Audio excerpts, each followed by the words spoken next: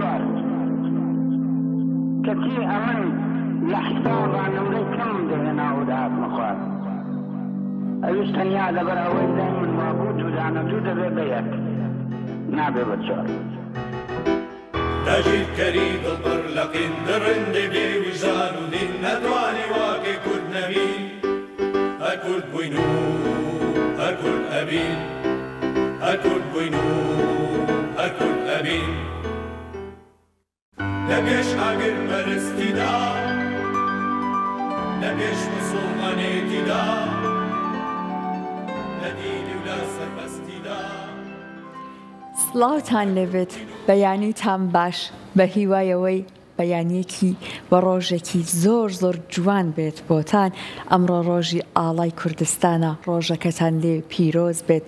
هیوای دڵی هەمومانە کوردستان ئاوادان بێت کوردستان لە ئارامیدا بێت ئاڵای کوردستان هەمیشە لە ئاسمان شەکاوە بێت و ئێمەی کورد ئەوە نە لە دۆخێکی باشا بژین هەمومان شایستەی ئەوە بین کە هەین و هەمومان شانازی بکەین بەوەی کە کوردین و بێگومان بۆ ئەمەش ئەبێ هەوڵ بدرێت بە هیوایەوە کە ئەو هەوڵانە هەمووی چڕ بکرێتەوە ئەمڕۆ لەگەڵتانە بین لەگەڵ ستافێک پڕ لە ئەنەرژی بە دڵێکی گەرمەوە دڵێک پڕ لە خۆشەویستی بۆ کوردستان بۆ ئاڵاکەمان بێگومان کە باسی کوردستانەکەی ئاڵا و خاک و جل و هەموو یەگرێتەوە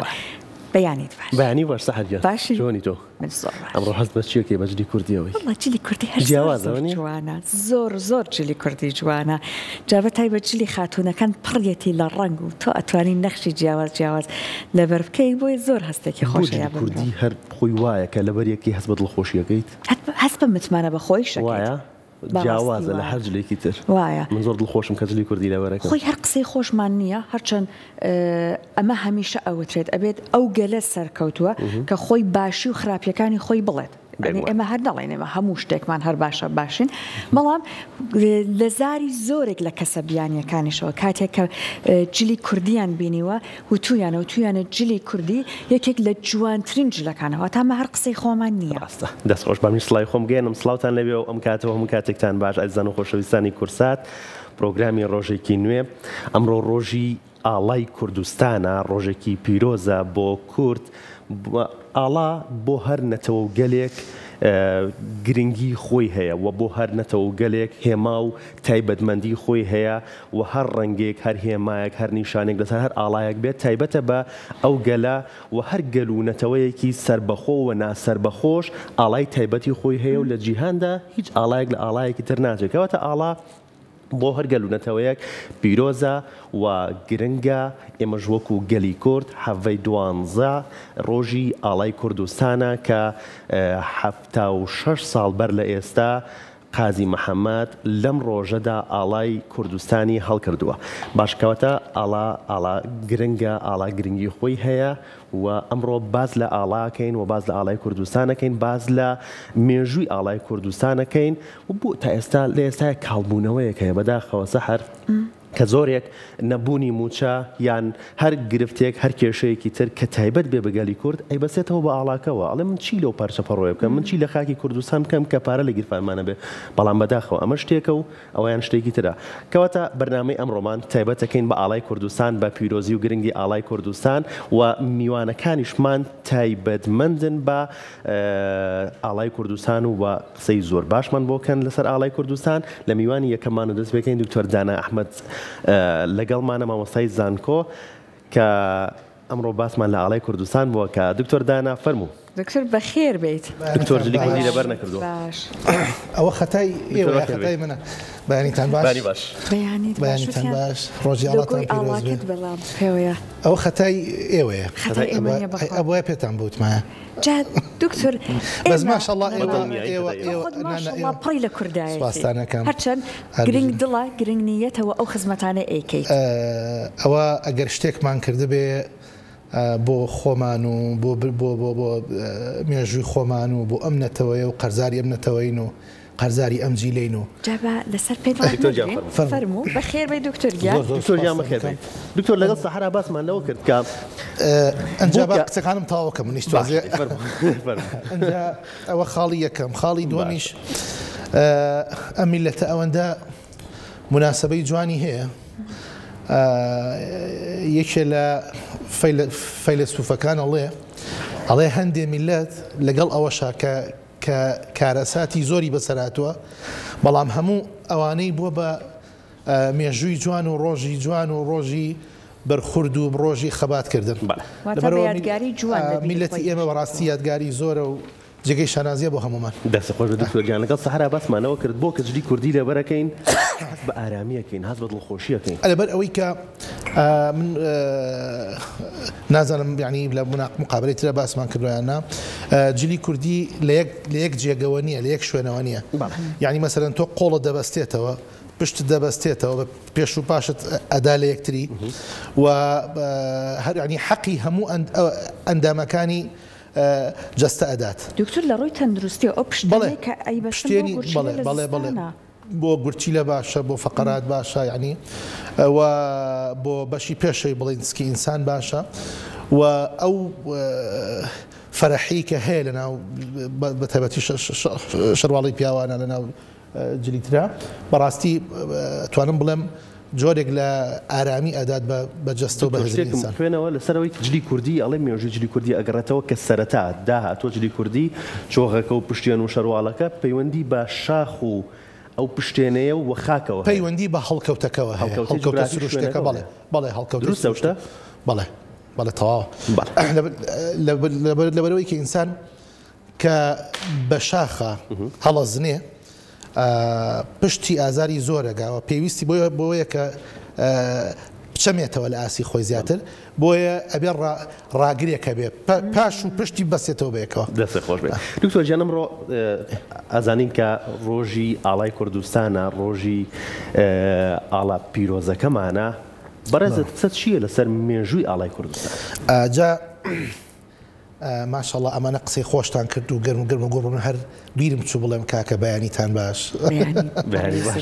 هەر لە خۆشیە بن و ڕۆژێکی خۆش بەرنە سەر هەموو لایەک و هەموو شارە حیاتەکە و هەموو گەلی کرد و ڕۆژی ئاڵا لە هەموو لایەک پیرۆز بێ. ینی من هەستەکەم وەکو قسەیەکتان کرد بەڕاستی جوان بوو بەلامەوە ینی هەندێک جار هەندێک لەم مناسەبانە ئەبەسترێتەوە بە مەسلەی کۆمەڵایەتی و اقتصادی و ئەوانە کە ئەمە شتێکی باش نییە بەڕاستی لەبەر چی لەبەر ئەوەی کە خودی ئەمە مەسەر بۆ نمونە ئەم ئاڵایەکە ئەمڕۆ ئێمە باسیەکەین ئەمە هەست و شعورێکی ئینسانیە یعنی کاتی خۆی کە ئینسان هەستی کردووە بەوەی کە ڕوبەڕووی ما ترسی ئەبێتەوە لە سروشتا پەنایان بردووە بۆ یەکتری بۆ هاوکاری یەکتری یەکێک بۆ بە دوان بۆ بە سییان بۆ بە چوار دوایی ئەبێ ئێمە ئەم کۆمەڵی خۆمان ئەم دەکەسەی ئێم خۆمان ئەم 15 کەسەی خۆمان جیا بکەینەوە لە 15 کەسی تر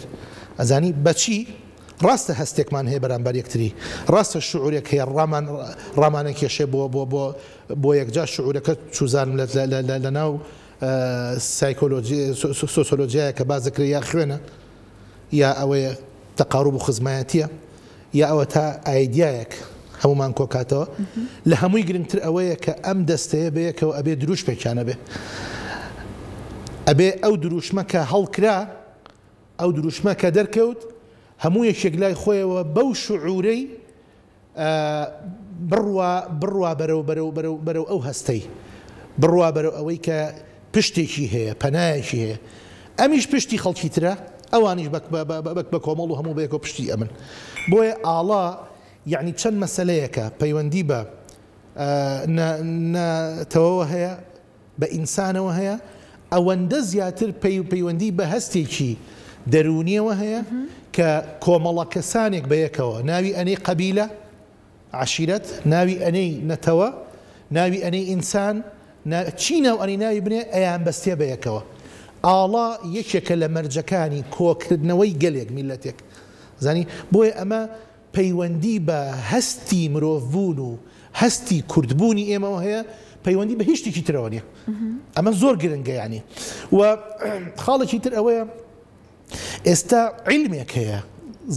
زانستێک هەیە کە پێی ئەوتێ فێکسیلۆلۆجی یعنی دیراسەکردنی ئاڵا عیلمێک هەیە عیلمێک کە باز یعنی ئەکۆڵێتەوە لە مێژووی ئەوەی کە ئینسان لەبەرەوەی کە وتم یەکێک لە مەرجی بوونی ئینسان مەرجی کۆبوونەوەی ئینسان لە سەرگۆی زەویە ئاڵا بووە لەبەرەوە عیلمێکیان داناوە بۆ ئەوەی کە بکۆڵێتەوە لێ ئەزانی ئەمە خاڵی یەکەم خاڵی دووەم شتێک ینی بە هەمومان بزانین من زۆر جار گوێم لەبێ بە غەڵەت دەڵێن عەلەم ئاڵا نییە لە زمانی عەرەبیە عەلەم یعنی شاخ بەس کە ئاڵا هەڵەکرێ لەبەرەوەی کە ئێمە هەموو دەوروبەر هەڵکراوە بەرزەوە نیای بینین ئەو شاخەش هەموو کە تەماشایەکەی بینین لەبەرەوە ڕایە ئاڵایە لە زمانی عەرەبیە ڕایە یعنی ئاڵا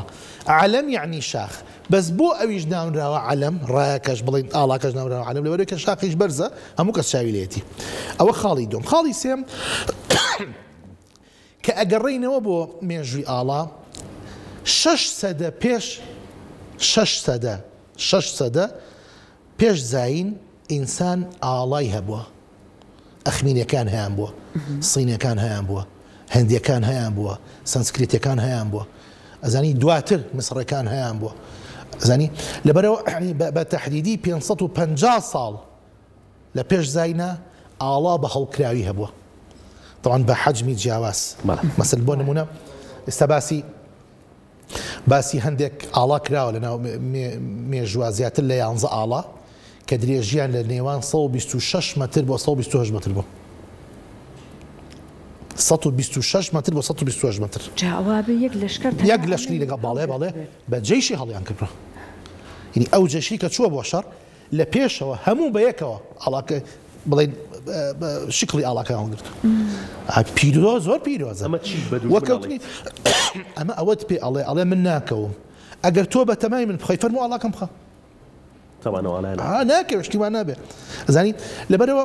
لە زۆر جار لە ناو با بڵێن لە ناو مێژووە ئەگەینە ئەوەی کە مەسەرەن کابرایەک طبعا لە ناو جەیشە یەکێکەیە کە ئاڵاکەی پێەیە دەستیان بڕیوە خستوتێن دەستێکی ئەم دەستیان بڕیوە بە باوەش گرتووتی چونکە نابێ ئاڵای بکە کە کەو یعنی جێشەکە کەوتووە لە ناوچوو اینجا ئەو جێشتە سەرکەوتووە نەمە مۆتەلێکی درا ئاڵا نابێ بکەێ ئاڵا ڕەمزی میلەتەکەی ئاڵا ڕەمزی کۆکردنەوەی ئەو میلەتەیە خاڵێکی تر ئەوەی سازان لە پڕڵن تەواو ببووە وردە قساکەم خاڵێکی تر کە زۆر گرنگە بەلامەوە مەسلەی ئەوەی کە شکلی ئاڵا چۆنن جۆری ئاڵا چۆنن بەگشتی باسیەکەم جارێ ئێمە بەگشتی لە فێکسیلۆلۆجیە وڵێن لە عیلمی ئاڵایە لە زانستی ئاڵایە ئاڵا ناسیە 3 جۆر ئاڵامانەیە جۆرێکیان وەکو ئەوەی خۆمانە بە شکڵێکی لاکێشەیە و پانێکەی بڵێن ئەو درێژەی دوو لە سەرسی پانێکێتی ئەو پانێکەیەتی ئەمە پێوتێ بەند بەم جۆرە ئاڵایە وتێ بەند جۆری دووەم یا ئەوە تا چوارگۆشەیە یا ئەوە تا درێژەکەی زۆر کەمە پانێکەی زیاترە کورتە ئاڵایەکی کورتە پێی ئەوتێ بەیڕق جۆری سێهەم ئەوەیە مەسەرەن هەندێک ئاڵا هەیە ئێوە بینیتانە کە سێ گۆشەیە و گوڵۆنکەی پێوەیە گوڵۆنکە ئاڵاکە کە ئەلەرێتەوە ینی ئەو دەوروبەرەی نییە گوڵۆنکەی پێوەیە و پەڕۆی پێوەیە ئەمە پێی ئەوتێ موشەڕشەب ئەو سێ جۆرەمان هەیە باوترینیان ئەم جۆرەیە ئەم بەندەیە کە ئاڵای ئێمەش خۆشبەختانە لەو جۆرە ئاڵایە ئێستا و زۆربەی زۆری وڵاتانی دنیاش ئێستا ئەم جۆرە بەکارەهێنن کە بێگومان لە فاتیمەی شاهینی ئەسەدی لە ساڵی 1946 بۆ یەکەم جارم ئاڵایە هەڵەکا لە کۆماری مەهاباد و مامۆستاخانە عیشعرێکی جوانی بۆ نووسێسە بۆتانە خوێنەوە ئەگەر پێش ئەوەی چێتەوە مادام باسی شێوازی ئاڵات کرد ئێمە ئاڵای کوردستان پێما بێت لە قۆناغە جیاوازەکان لە شوێنە جیاوازەکان ڕاپەڕینە جیاوازەکان شێوەکەی جیاواز هەموو ئاڵای ومی لە تێروا بوو بۆ نمونە ئاڵایکە لە کۆماری کوردستان لەلایەن قازی محەممەدەوە بەرزکرایەوە لەگەڵ ئەم شێوازی ئێستای جیاوازی هەبووە ئەم جیاوازیانە چۆن دواتر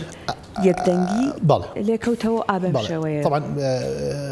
بیرە لە چێ هەموو مەسەلەیەکی نەتەوایەتی پەیوەندی بە قەراری سیاسیەوە هەیە یعنی ئەبێ سوڵتە و دەسەڵات بڕیار لەسەر ئەوە بدا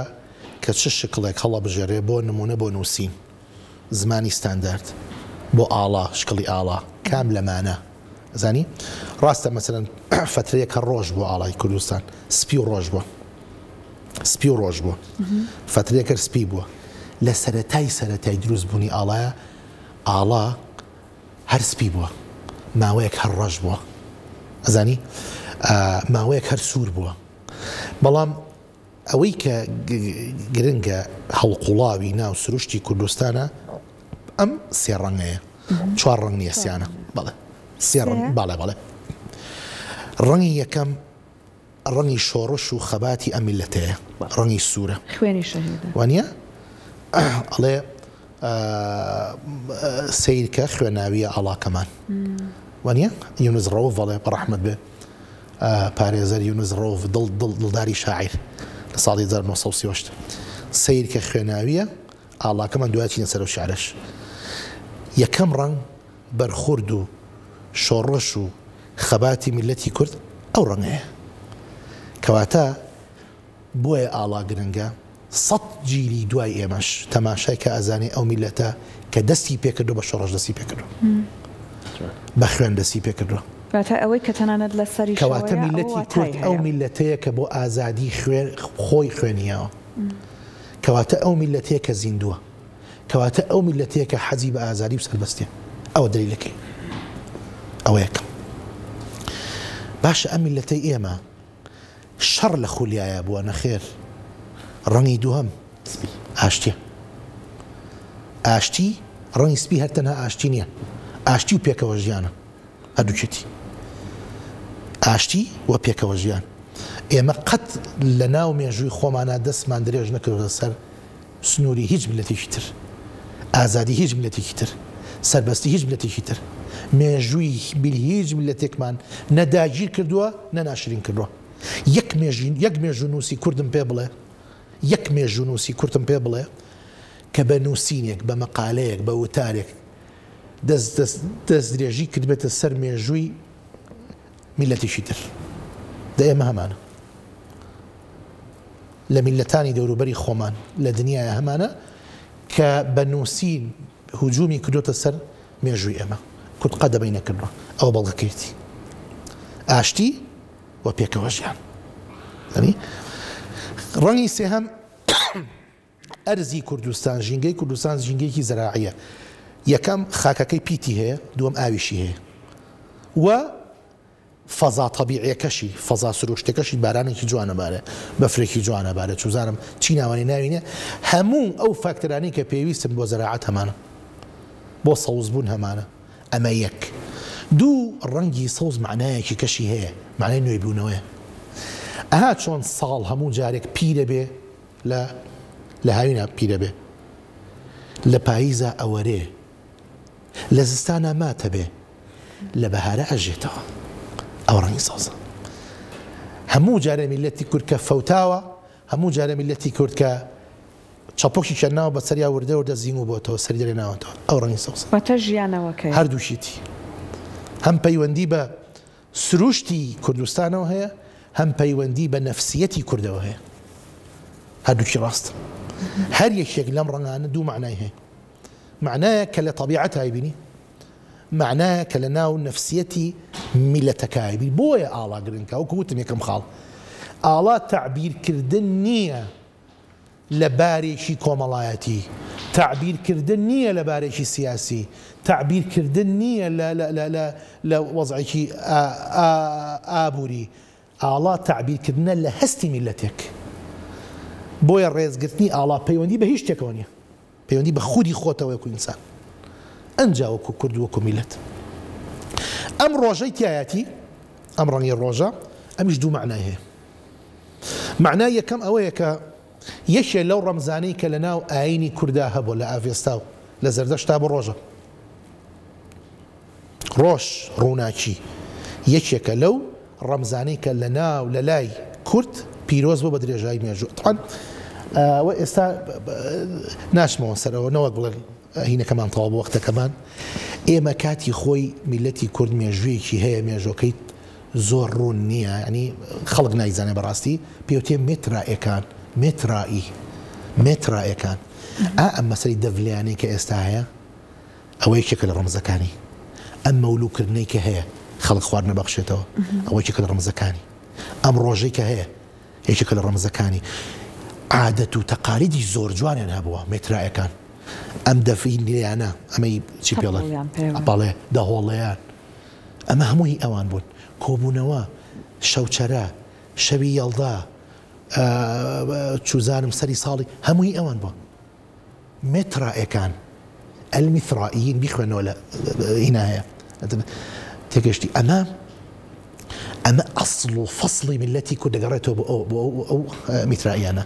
کە ڕۆژ لایەن زۆر پیرۆز بووە ئاڤێستا لەوانی وەرگرتووە ئاڤێستا لەوانی وەرگرتووە ئەزانی ئەم ڕۆژە یەکەم ئەو ڕەمزەیە کە زۆر پیرۆزە لای کورد و دووهەمیشیان لەمە گرنگتر ئەوەیە کە 21 تیشکی تایە کە ئیشارە دەکا بۆ 21 نەورۆزی بەڵێن سەری ساڵی کوردی ئەمە یەکەم ڕۆژی سەری ساڵی کوردی بریتە لە یەکەم ڕۆژی بەهار و ژیانەوە و سەوزبوون و ئاشتی خوازی و بەرخوردان و شۆڕش ئەمە ئاڵای ئێمەیە ئەجا من لە دوای ئەم شەرحەیکە کردم پرسیارێکەکەم ئێوە دوو گەنجن دانیشتون باشە پرسیارێکەکەم ئەمە هیچ پەیوەندی هەبوو بە ئابووری و چوزانم بە سیاست و بەهینەوە ئەمە پەیوەندی بە هەستی ئینسان و کوردبوونەوە هەبوو ئەمە پەیوەندی بە ئێمەوە هەبوو بە منەوە هەبوو کە کوردێکم و لەسەر ئەم خاکەژیم مرۆڤێکم و بە دنیا ئاڵێمەوە ئاڵایم هەیە زانی لەبەرەوە زۆر گرنگە ئێوە ژۆکو ینی ڕاگەیان دەستان خۆش بێکە گرنگجیکی باشتان پێیاوە ئەمە باسکەن ئەمە بچڕن بەگوێی خەڵکە کە ئەم ئاڵایە ئاڵای میلەتێکە ئەم ئاڵایە هەستی نەتەوایەتی ئینسانە ئەم ئاڵایە هەستی دەتەوەیەکە گەلێکە کە لە ناخی تاک بە تاکمانە هەیە و پێویستە ئیبرازی کە پێویستە دەریخی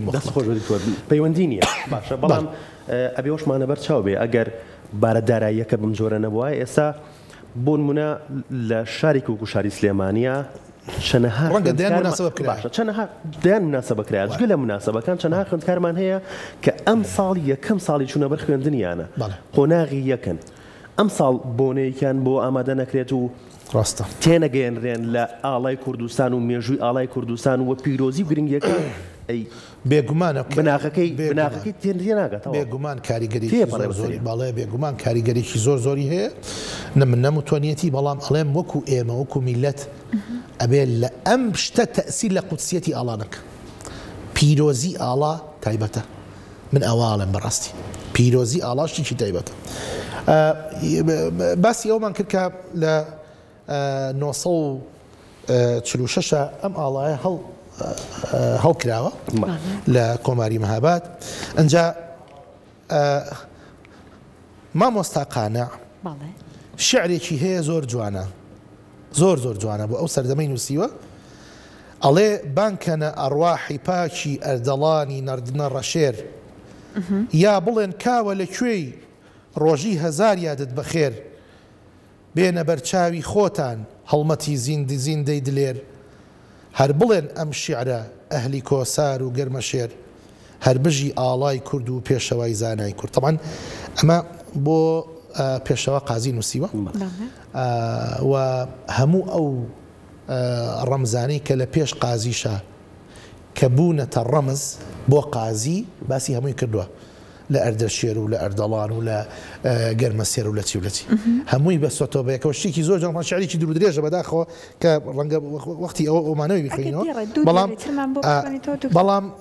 من ویستم دووشت باسکەم بەڕاستی هیچیان ینی ئەم قۆناغە کە تێپەڕێنی مامۆستا عەبدوڵڵا پەشێ و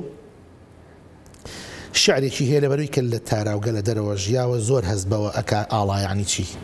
زۆر هەستی پێکە ئەڵێ دۆستەکانم باش بزانن دوژمنان باش بزانن چەند باوەڕم بە زەردەشت و بە ئاڤێستا و بەخوا هەیە هەزار هێندەش باوەڕم بە هەڵکردنی ئاڵا هەیە ئەزانی ئەمە بۆ هەتا نەچیتە دەرەوە ناقیمەتیەوە نازانی ئەزانی من مەسلەیەکی کە هەیە باسی کەم ئەنجا دوای چی سوالتانێ بیکەن باشە بەو شعرەی مامۆستا یونس ڕەوف کەس نەڵێ کورد مردووە کورد زیندووە زیندووە قەت نانەوێ ئاڵاکەمان چونکە نیشانەی زیندویی هەر میلەتێک و ئاڵایەتی کە ئاڵاکە بکەوت زیندوو نیت ئەنجایاڵایە کرد لە ناو هەموو دنیاە باشترین چەک و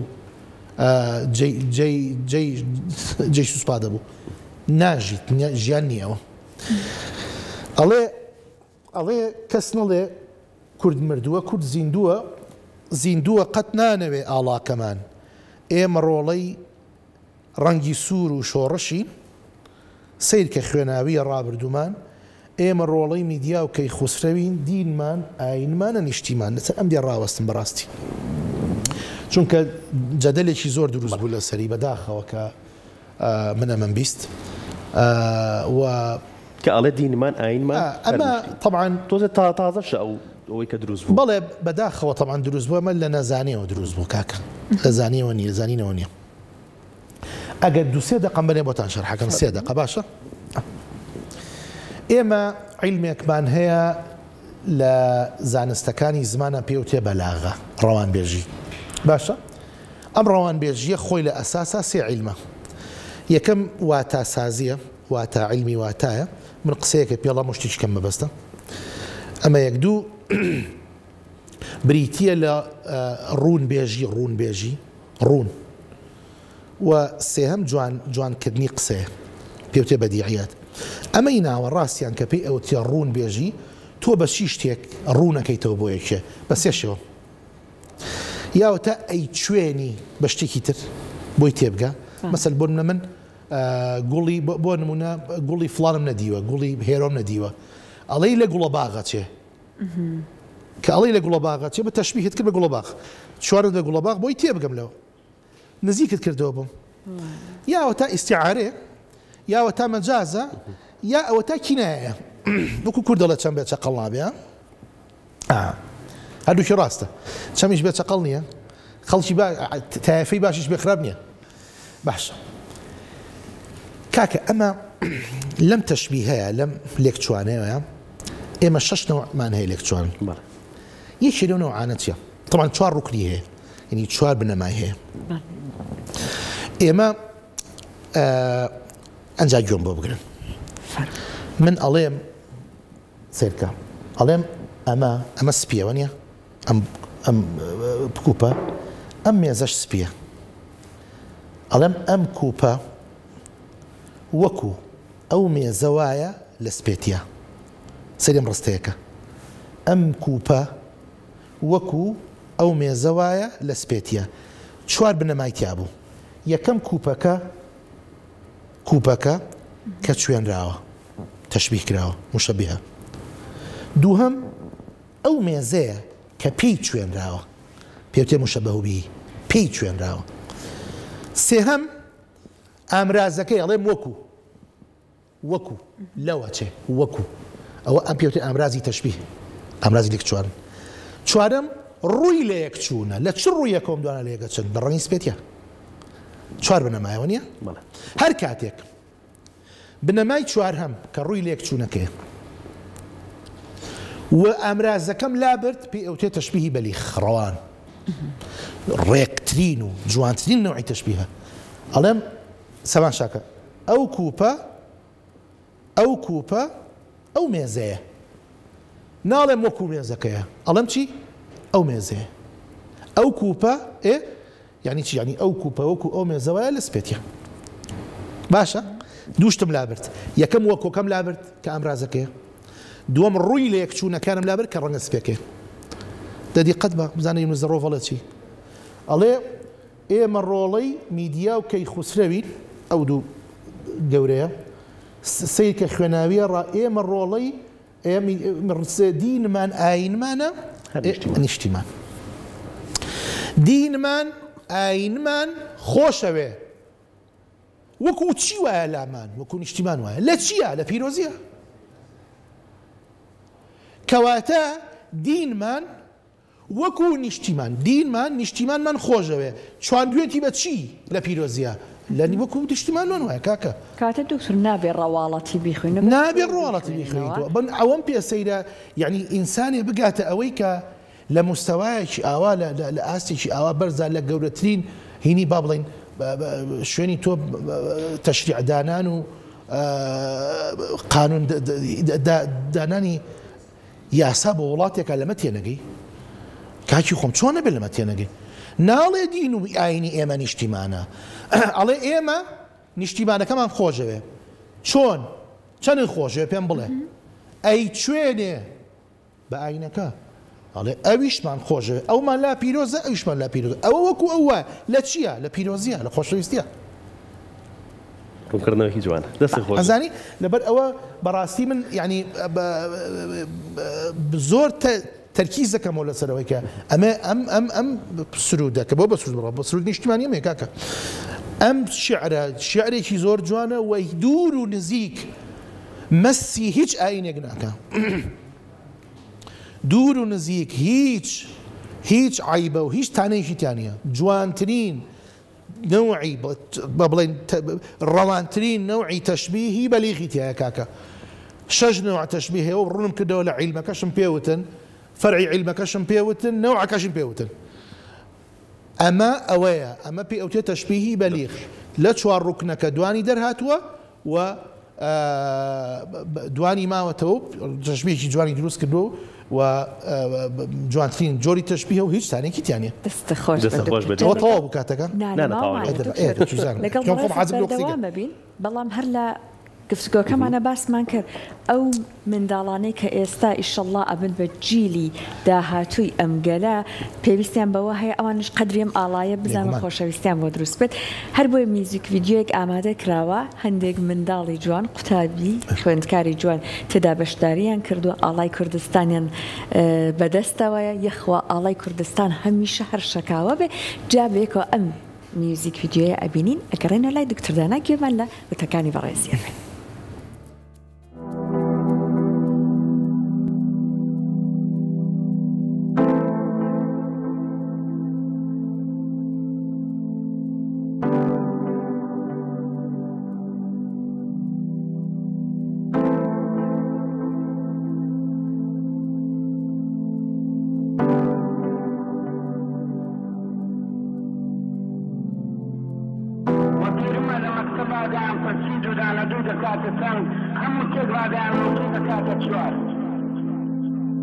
كثير أمن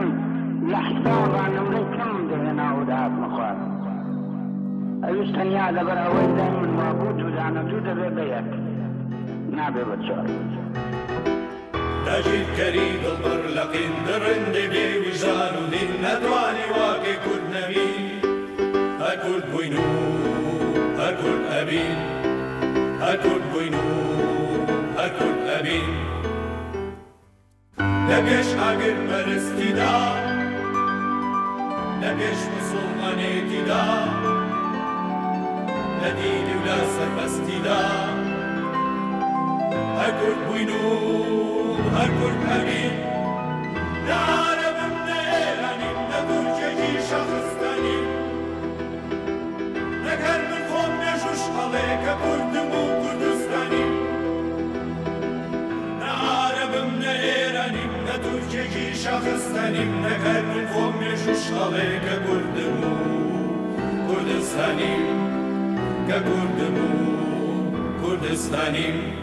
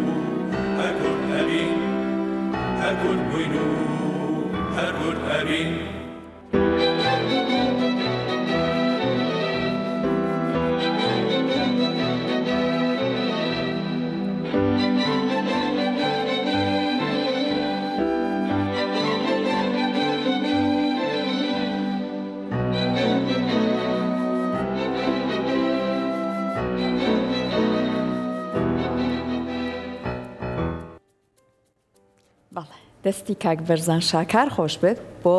ئامادەکردن و دروستکردن و بەرهەمهێنانی ئەم میوزیک ڤیدیۆ جوانە کە ئیشێکی هاوبەش بووە لەلایەن دەستگای میدیایی کورتساد و هەروەها کچانی دواناوەندی توی مەلیک و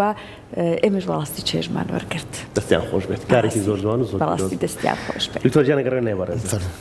دکتۆر چی بکەین بۆ ئەوەی کە با نمونەیەک بێنینەوە ئەچیتە وڵاتێکی تر بۆ منە بە هەر لایەکی ناو بازاڕە کۆڵانەکانە بە هەر لایەکە چاو بگەڕی ئاڵایەتە بەرچاوت ئەم گرنگیە بۆ لای ئێمە زۆر نییە بۆ تەنیا لەسەر فەرمانگە حکومیەکان قوتابخانەکان ئاڵا ئەبینرێت لەسەر شوێنەکانتر ئاڵا نابێت. ئەزانی شتێک هەیە من زۆر جار وتومە یعنی ئەویش ئەوەیە کە هیچ پندێک یا قسەیەکی نەستەقی کوردی بەبێ هۆ نەوتراوە. کوردەڵێ ئەوەی لەبەر چاوانە لەبەر دڵانەوە نیە ئێمە لە بەیانەوە باسی بوونی خۆمانەکەین کە بەشێکی گەورەی پەیوەندی بە ئاڵاکەمانەوەیە وانە کەواتە بێ ئەو ئاڵایە لە هەموو شوێنە لەبەر چاومانە بێ لە هەموو یعنی بە دەردی تۆ قسەکەت زۆر تەواوە بە هەر لایەکە ئاوەڕ بیتەوە چم شێکی ببینی پیشانتەوە ئاڵاکەم بێگومان لەبەر ناسنامەکەیەتی بڵێ لەبەر ئەوە زۆر گرنگە کە هەموو دام و دەستگایەک ئەم ئاڵایی لەسەر هەبێ و شەکاوە بێ لەسەری و یەکی هیکە لەو شتانم بەڕاستی ئەیبینم ینی نەک هەربوونی هەربین هەموو بینایەکی بەرز جا ئەهلی بێ حکومی بێ مەفرۆزە لەسەری بێ بەڕاستی یەک شتێکی کە ئەیبینم هەندێکی بەڕاستی پیس ئەبێ چڵکن ئەبێ چوزانم باران لێ ئەیە ناشرین ئەبێ ئەدڕێ ئەوە عیبێکی گەورەیە ئەزانی بۆ چونکە ئەوەی کە دێت تەماشای ئەوە ناکە کە ئەمە ئاڵایەکە بەس تەماشای ئەوە ئەکە تۆ چەند ڕێزی لێگری ئەزانی ئەم ئاڵایە پارچەی قوماشە باز لە کیانی تۆکە تعبیر لە کیانی تۆکە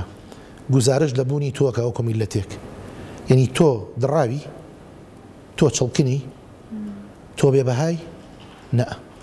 ئەبێت تۆ ئەو پەڕی ڕێزی خۆت پیشان بی بەرامبەر بەو ئاڵایی کە گزارش لە تۆکە گزارش لە میلەتی تۆکە لە ناخی تۆکە لە مرۆڤبوونی تۆکە ئەوە خاڵی یەکەم خاڵی دوم خاڵی سێهەم لەمانەش گرنگتر ئەوەیە کە شتێکی کەژە بینم بەڕاستی هەندێک جار جیاوازی ئەبینم لە تۆخ و کاڵی هەندێک ڕەنگە ئەبێ ئەمە یەکخرێت یعنی بەسەن کە ئەڵێن ئەم ڕەنگە سەوزە ئێمە ئەزانین هەموو ڕەنگێک لەم ڕەنگانە ئەوەی کە ئەکەوێتە بڵێن سەر و سوور و خوار ببنەوەشەیی لە سەوزە لە سوورە لە سپێ لە هەرچێکە کۆمەڵێک ئاستی هەیە ئەم ڕەنگانە کۆمەڵێک تۆنی جیاوازی هەیە ئێمە ئەبێ ڕێکەوتنمان هەبێت لەسەر ئەم ڕەنگە سەوزە بۆ نمونە و هەموو ئەو ئاڵایانەی کە دروست ئەکرێت لە هەموو مؤسسەکانە هەڵەواترێ هەمان ڕەنگ بێ هەمان سەوز بێ سەوزێکی کاڵتر چوزانم تۆختر ئەوەتن نابێشتیوان نابێت ئەبێ ئێمە هەوڵی ئەوە بین کە ڕەنگەکانیش بخینە با بڵین بخینە یەک ئاستەوە یەکسانیکەین بەڵام قەبارە مهم نییە قەبارەی ئاڵەکە ناڵم ئەنی جۆرەکەی ناڵم سەمە لا کێشەیەوە نیە ئەم جۆری ئێمە پێوتێ بند ئەلم بەندەی خۆمان تەواو ئێمە اتفاقمان لەسەری کردو بەڵام گەورەیە بچووکە ئەوە گرنگنی ئاڵا هەیە لەسەر مێزدانێ ئاڵایەکە بەیەخەوە ئاڵایە چوزانم هەڵەواسێ ئاڵاهەیە دانێک و ئێوە کە شتێکی جوان و گەورەیەوە تا گەورەش بێت جوانترە بەڕاستی لەبەر ئەوە ئێمە ئەبێ لەسەر ئەم سێشتە ئیتیفاقین و وەکو وتم چەند شەکاوەتر بێ لەسەر بینا و تەلاری ئێمە چەند شەکاوەتر بێ لە ناو شار و وڵاتی ئێمە لە ناو هەرێمەکەی ئێمە ئەوەندە زیاتر گزارشتێکی جوانتر ئەکات بۆمان و دەنگۆڕەنێکی جوانتری ئێمە ئەبێ بە دۆست و دوژمنی ئێمە باش دکتۆر یەک دقە ئەگەر تەنیا بە یەک دقە پێمان بڵێ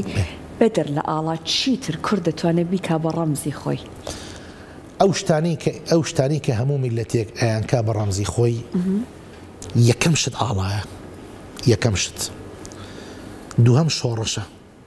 مێژووە زۆر گرنگە لە ناو مێژوو چی هەڵەبژێریکەی بە ڕەمزی خۆت سێهەم بوون کیانتە چوارەم ناوتە ناو ئێمە ناومان کوردە ئەزانی زۆر هەوڵدراوە بمانکەن بە گورد و بمانکەن بە جورت کوردین کورد پێنجەم ئەو هێزرەیە ئەو ئیتیفاقە نەتەوەیەیە کە میلەتێک و ئەکاتەوە ناوی میلەتی کووردە ئەم پێنج شتە ئەکرێن بە ڕەمز ئەم پێنج شتە کە کۆ ئەبنەوە شتێک دروست دەکەن پێوترێت سنووری کێ هی خاکە خاکی کێ هی ئێمە ئەی ئێمە بەبێ خاک لە کوێشی لەو فەزایە ئەوەی کە خاکی نێو میلەتی خاکی نەبێ خۆشی نییە زانی لەبەرەوە هەموو ئەم پێنج شتە کە ئەو دوو شتێک کە بەدەست خۆیان ئەوهێنێ ئەم حەوتە بەیەکەوە پێیان ئەوترێ سنبولەکانی هەموو میلەتێ یەکەم ئاڵە دەستەخۆش بێتوە جیان سپاس بۆ ئێوەش هەر بجین زۆر خۆشحاڵ ئەم ڕۆژە پیرۆز بێ لە هەموو لایەک و ئێوە شەرعاوە بە گەشاوی ببینم سپاس بۆ تۆ دووبارە لە تۆش پیرۆز